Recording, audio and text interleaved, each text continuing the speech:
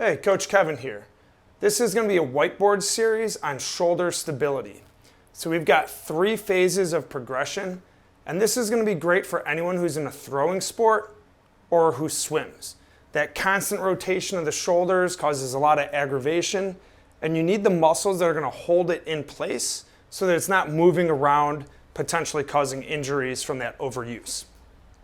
This video covers the first phase and is great for youth athletes aged 10 and under, as well as high school and adult athletes who are returning from rehab. The entire progression of videos are in the link below, and I highly encourage you to start with the first phase, go into the second phase, then go into the third phase. Now to get started with the phase 1 shoulder stability series. And again, this is great for younger athletes, typically aged 10 and under, but not exactly that age group. Everyone's a little bit different, where their body is, where their development is, and not everyone develops at exactly the same age. So keep that in mind as well. And as a coach or a trainer, make that judgment call on when they're ready. Additionally, this is great for anyone that's post rehab who's like an older, stronger athlete and they're coming back into it. You never want to just jump into it and overdo something. You always want to progress back into that to reduce that risk of injury, making those muscles strong, creating that stability. These exercises are also used in the other phases, but these ones are done at lower reps with a slower tempo.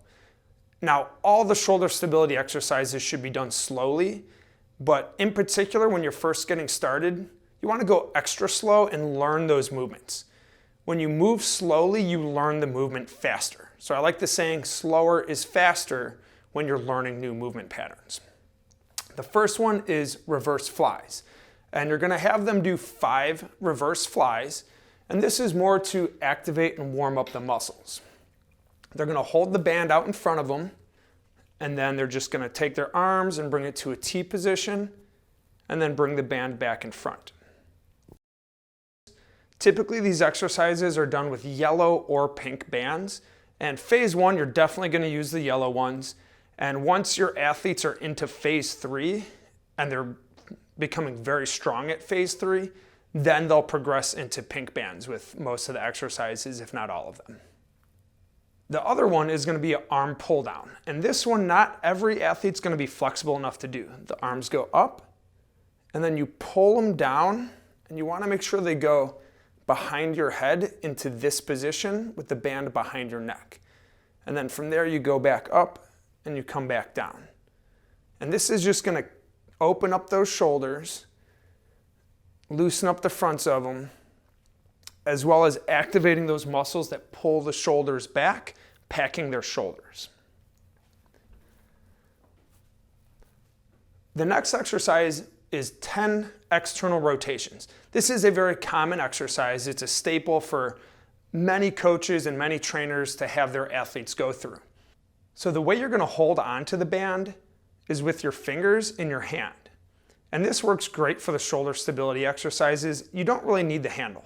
That just takes longer to set it up and take it down. A couple tips that are going to help you with this is putting something underneath the arm to stabilize their elbow directly underneath their shoulder. A lot of people like to use a rolled up towel. I've noticed that tends to get the shoulder or the elbow too far out from underneath them. And you want to make sure that elbow is directly below the shoulder. When doing the external rotations, you want to make sure that anchor point is at the same height as your elbow. If it's a little bit higher or a little bit lower, it's not the end of the world, but try to get it as close as you can with the setup that you have. Fences work great because you can easily adjust the height to almost any height that you want it. As they do the external rotations, that band should cross the front of their body, and then they turn their hand out, keeping that elbow directly underneath that shoulder. For phase 1, it should take about 6 seconds to go from being in front of their stomach to rotating out to being back in front of their stomach. After they do 10 on one side, they'll switch their hands, they'll turn the other direction, and then do 10 on the other side. When you switch to arm angels, the first thing you need to do is adjust the height of the anchor to make it the same height as your shoulders. And that's going to give you a better amount of resistance at each different position throughout the arm angel movement. To do the arm angels, it's very similar to a snow angel, which is why I call it arm angels. The athletes need to make sure that their palms are facing forward and the backs of their hands are facing behind them, and they use their fingers to hold the band. As you can see, the arms come back, they slowly raise up to the top, and then they release forward. And then they're gonna reverse that motion, slowly raise them straight up, bring them down to the side, and release forward, and that would be 1 rep. With this movement, you wanna take 3 to 5 seconds to go up, and then 3 to 5 seconds to come back down. If they can't get their arms straight over their shoulders, then they're gonna wanna take a little step forward and reduce that resistance. So with bands, you can always control that resistance by stretching them more or stretching them less. And this one can be pretty challenging at first for the new athletes. So ideally, you wanna make sure that the bands are broken in a little bit, because the first 5 to 10 times that you use the bands, that resistance is gonna be a little bit higher until they get broken in. So with the younger athletes, make sure you start them out with the broken in bands, so that way it's easier for them to just learn the exercises correctly instead of struggling through that slightly higher resistance. After the arm angels, you're gonna do internal A's. The reason why it's called the internal A is because the thumbs are turned in, and then your hands go a little bit wider, making the shape of an A. Now they're gonna hold the bands with their fingertips and pull that band slightly behind them. It's also very important that they stand upright and keep their shoulders back and down the entire time. Sometimes I'll see athletes try to hunch forward a little bit or let their shoulders come in front of them when they do this one. So it's good to reinforce that nice tall standing position with good posture. It is a little bit easier than some of the other ones, and that's why I have them do 10 reps instead of 5. After the internal A's, they're gonna do TYIs.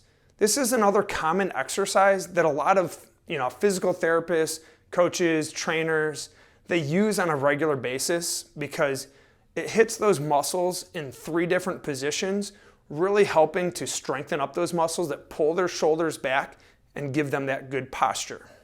When doing the TYIs, they're gonna hold the bands the same way as they did the arm angels. The bands will have their hands just a little bit in front of their body, and then they pull the bands back into a T shape, and then they're gonna release. Then they go to a Y shape, and then release, to an I shape, release, and then repeat. This is another one where athletes tend to rush through it.